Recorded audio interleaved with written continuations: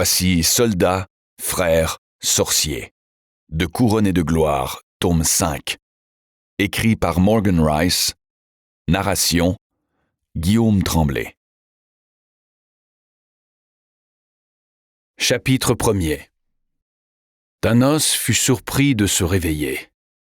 D'après ce que la reine avait dit avant que les soldats ne le rouent de coups jusqu'à l'en assommer, il s'était attendu à ce qu'il lui tranche la gorge pour en finir.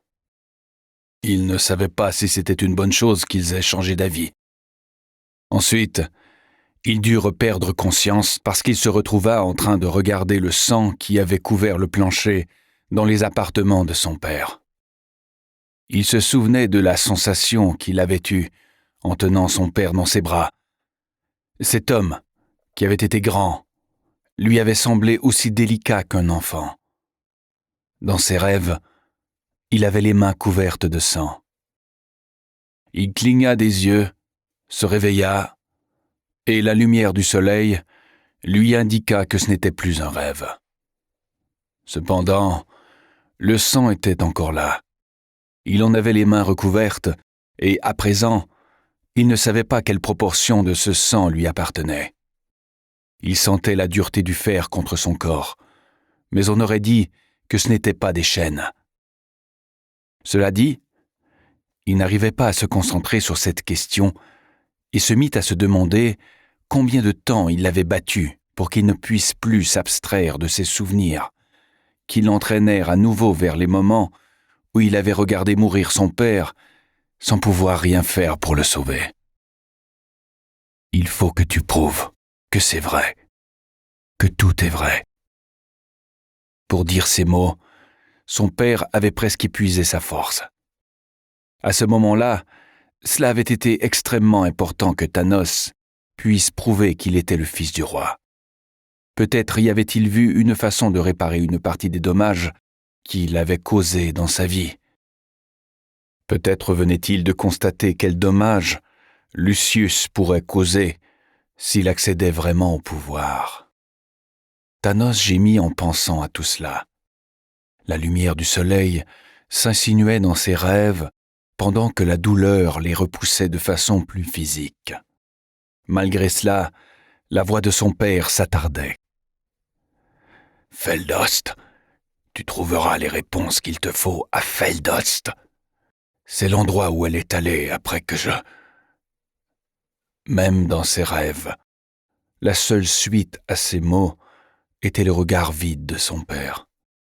Seul le nom d'un endroit, la suggestion d'un voyage, était susceptible de lui indiquer quelque chose.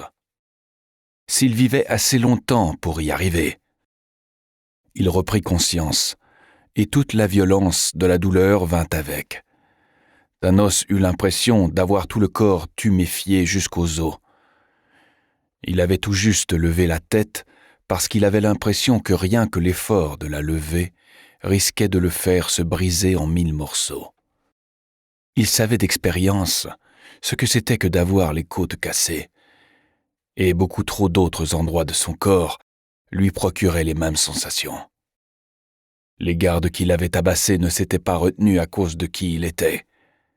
Si ça se trouvait, Thanos avait l'impression qu'il l'avait frappé plus fort pour cette même raison.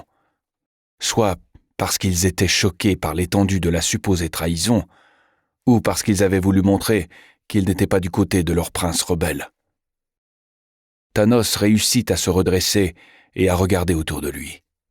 Quand il le fit, le monde situé près de lui sembla changer de place.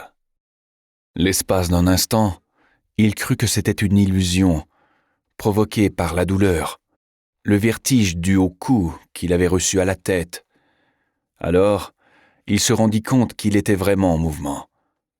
Des barreaux en fer verticaux lui fournissaient un point d'ancrage permanent, pendant que son déplacement lui donnait l'impression que le reste du monde se balançait. « Une potence », murmura Thanos. Ses paroles lui semblèrent coincées dans la gorge. « Ils m'ont pendu à une potence. » Il lui suffit de jeter un autre coup d'œil pour en être sûr. Il était dans une cage de la même forme que celles dans lesquelles une femme noble et délicate aurait pu garder un oiseau, mais celle-ci était assez grande pour contenir un homme. Tout juste. Thanos avait les jambes qui pendaient entre les barreaux, même si ses jambes étaient quand même loin au-dessus du sol. Nous espérons que vous avez apprécié cet aperçu. Pour continuer à écouter ce livre audio sur Google Play Livres, utilisez le lien dans la description de la vidéo.